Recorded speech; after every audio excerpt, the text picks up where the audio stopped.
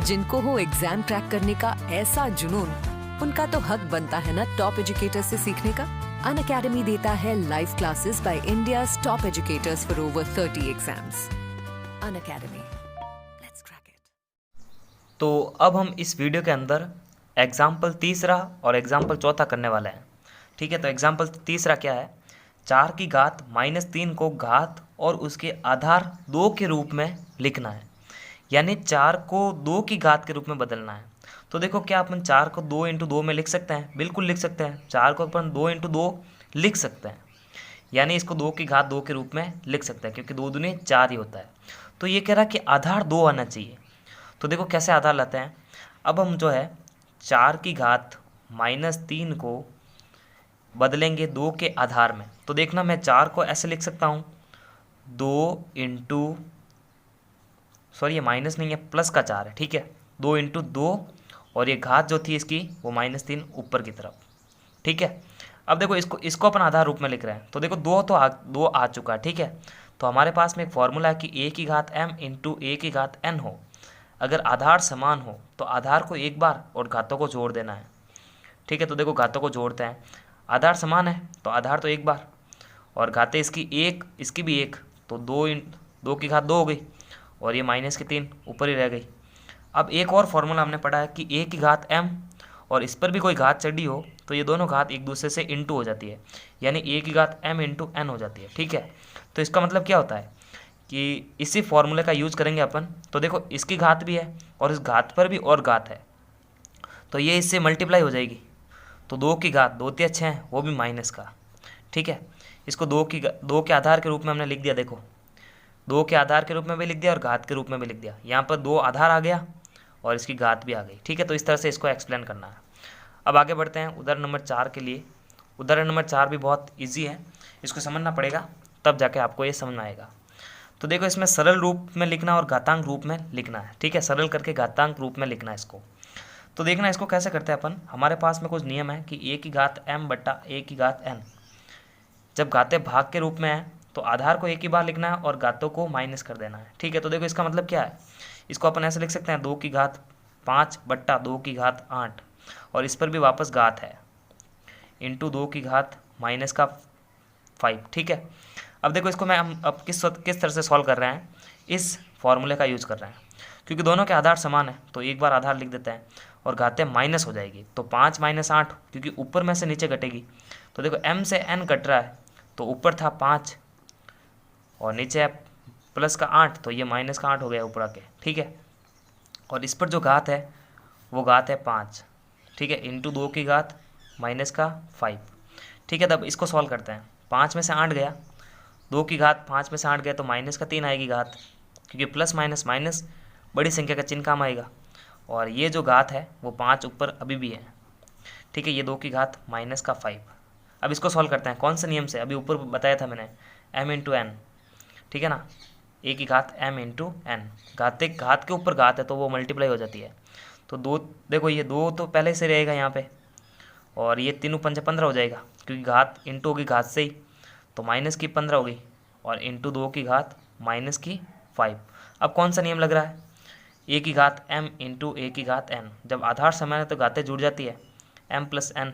तो देखो आधार समान है, आधार को एक बार लेते हैं और घातों को जोड़ देते हैं, तो -15 प्लस -5। तो देखो ये जुड़ के कितना बनेगा, ये भी वापस से देखो यहाँ पर सॉल्व कर रहे हैं। ठीक है, ये तो -15 ही है, ये प्लस माइनस माइनस, तो माइनस माइनस प्लस, तो 15 और 5, ये -20 बन जाएगा। तो 2 की घात -20। तो इस तरह से देखो इसको घात रूप में हमने लिख दिया है। अब देखो इसको ऐसे भी तो लिख सकते हैं, 1/2 की घात 20 पॉजिटिव करने के लिए। ठीक है, तो इस तरह से भी कर सकते हैं और इस तरह से भी कर सकते हैं, दोनों आंसर सही है। ठीक है, इसको कैसे किया, 1-2 बार इसको रिपीट करना पड़ेगा क्वेश्चन को। कि सबसे पहले तो हमने देखो ये किया कि इस वैल्यू को मैंने सॉल्व किया, इसकी 5 जो घात थी इसको चलने दिया। ठीक है, यहाँ तक इसको सॉल्व कर दिया, फिर देखो ये घात इससे इंटू हो गई, फिर आधार वापस समान आए तो घातें जुड़ गई, और जुड़ने पर 2 की घात -20 बनी। अब इसको पॉजिटिव करने के लिए ऐसे लिख सकते हैं, हालांकि प्रश्न हमसे पूछा कि घातांक रूप में लिखो, तो इसकी घात हमने लिख दी है। ठीक है, आगे वाला सवाल है इसके जैसा ही है, सभी सवाल लगभग सेम है। देखो ये तो बहुत सिंपल है, अगर देखो a की घात m इंटू बी की घात भी m और c की घात भी m है, तो तीनों पर घातें अगर समान हैं तो एक बार घात को कॉमन लिया जा सकता है, a इंटू बी इंटू सी की घात m। तो यहाँ पर भी सभी में ऐसा ही हो रहा है, इस पर भी -3, सभी पर -3 है। तो हम क्या करेंगे, -4 इंटू -5 इंटू -5, इसको ऐसे लिख करके इनकी घात को कॉमन लिख देते हैं, यानी कॉमन लिया हमने घात को इस नियम से, ठीक है।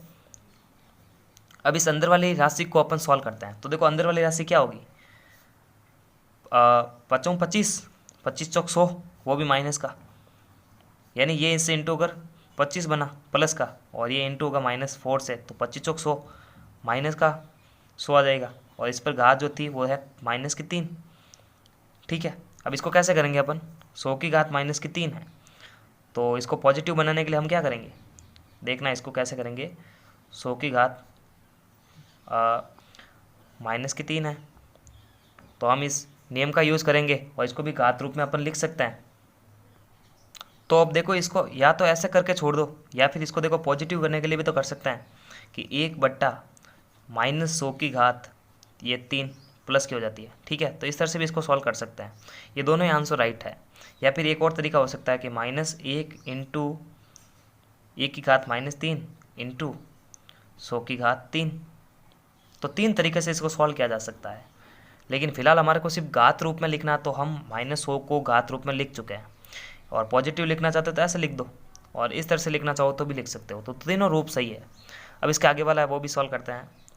अब देखो इसमें अपन क्या करेंगे, हमारा सबसे पहला उद्देश्य होना चाहिए कि अगर कोई संख्या पूरी तरह से खुली हुई है, ठीक है, जैसे 8 पूरी संख्या खुली हुई है, तो सबसे पहले अपन क्या करेंगे, उस संख्या को घात रूप में लिखने का प्रयास करेंगे। तो 8 को अपन जो है 2 इंटू 2 इंटू 2 3 बार लिख के, यानी 2 की घात 3 लिख के इसको सॉल्व कर सकते हैं।